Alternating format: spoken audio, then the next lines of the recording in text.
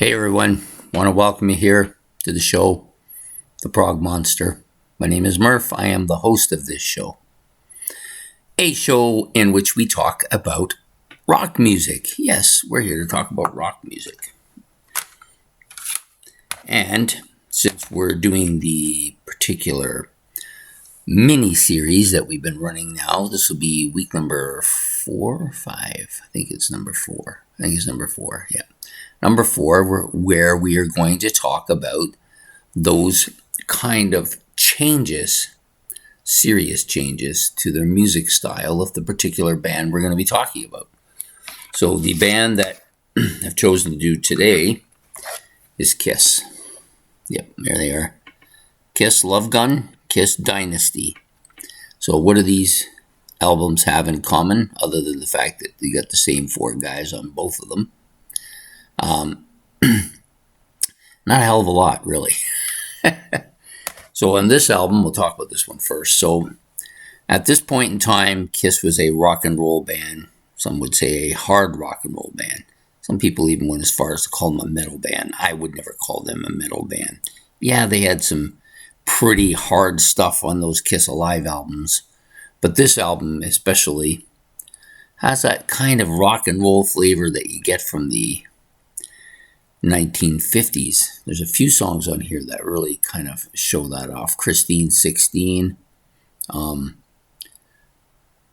Plaster Caster, of course, Tomorrow and Tonight, and Then She Kissed Me. These are all kind of that 50-ish flavor here, just kind of jazzed up a little for the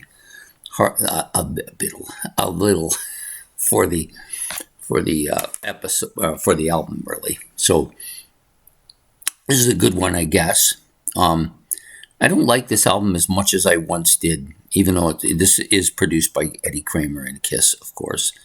I think it's a good album. I don't think it's as good as I originally put it down for.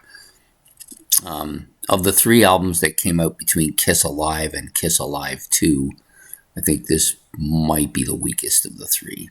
It does have some really good stuff on it, though.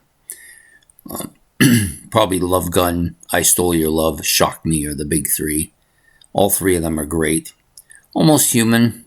I don't mind this particular track. It's pretty solid track.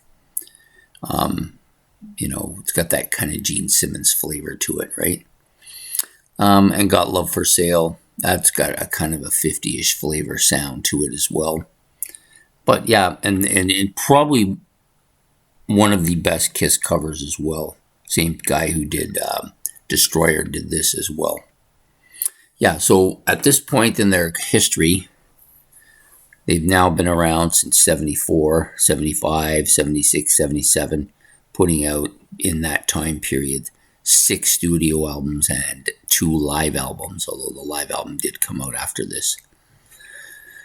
Yeah, some really good stuff. Some people would say this is the classic sound of Kiss, and I would not argue with that at all. I think it is. And then they moved on, did 4 solo albums, and from the solo albums, when they came back to doing another Kiss album, which was this one, their music had changed.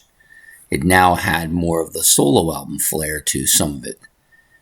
Definitely Paul Stanley sounds like his solo album on this for sure. I think Ace too as well. So they're much more distinctive vocal sounds from the 4 of them here.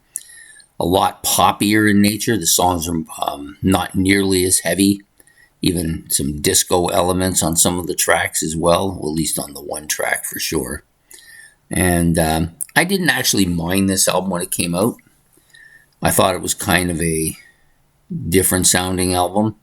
But shortly after that, I decided that it wasn't going in the direction I wanted to, and they kicked Peter out of the band.